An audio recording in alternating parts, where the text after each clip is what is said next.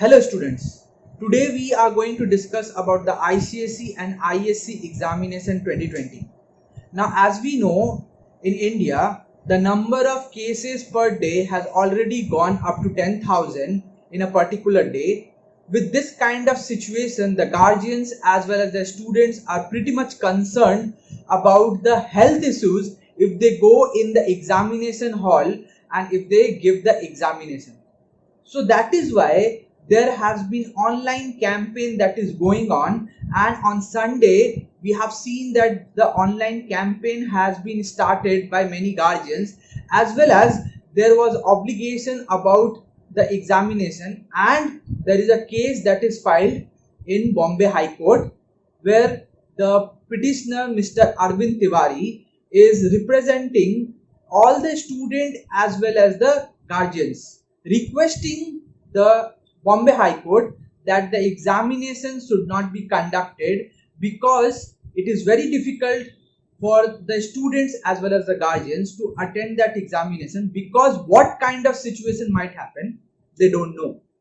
What will happen they don't know about this. So that is why they filed a case over there. Now with this kind of scenario, the ICSE Council has put forward a press release today at 10:30 a.m. when there was an online hearing. In that press release, there was 2 points that has been put forward, and listen to these 2 points very clearly because you need to understand and you need to communicate with the school after this, because these 2 points are very important to understand. So be with us and understand, and watch the video till the end so that you will understand what are the 2 points and how to act accordingly. Now let us discuss the point number 1 over here. Point number 1 is that the council has proposed that they will be conducting the examination, the 6 ICSE examination as well as the 8 ISC examination that is already left, and that has been scheduled in the month of July according to the schedule. That means they will be conducting the examination as they have planned. The point number 2 that they have put forward today is that those who are not at all comfortable with the examination, for them, this is point number 2 is for them. Now they have put forward point number 2. In point number 2 they have stated that if the school give the council all the pre-board marks that they have got in the subjects that is already pending. Understand this point very clearly. The school will not give the marks of the subject that is already done. The school will give the marks of the subject that is already pending to the council, and council will just put that marks in the result, in the result. So this is point number 2. That means the school will provide the pre-board marks and they will put forward those marks in the result. Now many of the guardians are still concerned that in pre-boards generally what happens that the students don't get that much of good marks, but in board examination they might get very good marks. Like take an example, in the pre-board they might have got 60 out of 80 in any subject, like suppose take an example geography, but in board examination they might get above 75 also. So regarding this the guardians are concerned very much. So that is why the ICSE has given a choice to the guardians as well as the students, so that either they can choose option 1, that means to give the examination physically, or they can choose option 2, that means to just put forward the marks that they have got in the pre-boards in their final examination.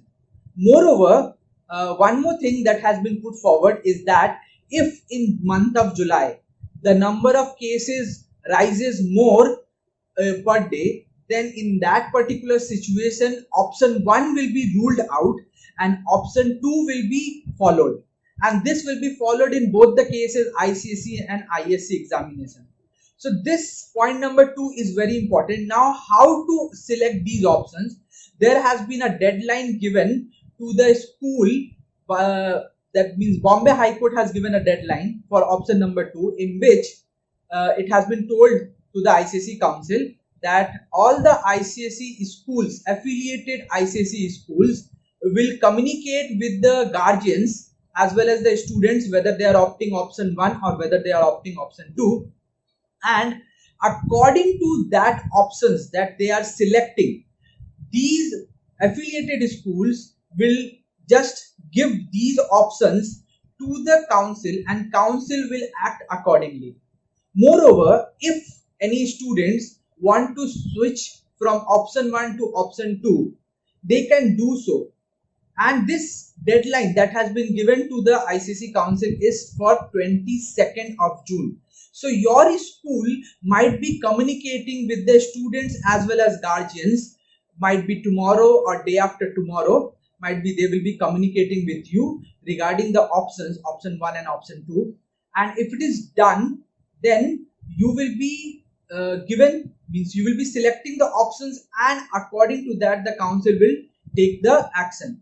And if it might be possible that anyone wants to change from option 1 to option 2 later, then they can do so, and they need to inform the schools before the examination happen. So this is very important in option number 2. That means they can change, that means they are at liberty to choose any one option, option 1 or option 2. Now this is the thing that is discussed in today at 10:30 a.m. in the online hearing. Another hearing would be held on Wednesday, and let's see what will be discussed on that day. Till then, either you communicate with the school or let the school communicate with you tomorrow or day after tomorrow, and after that take a decision according to the situation. Till then, goodbye.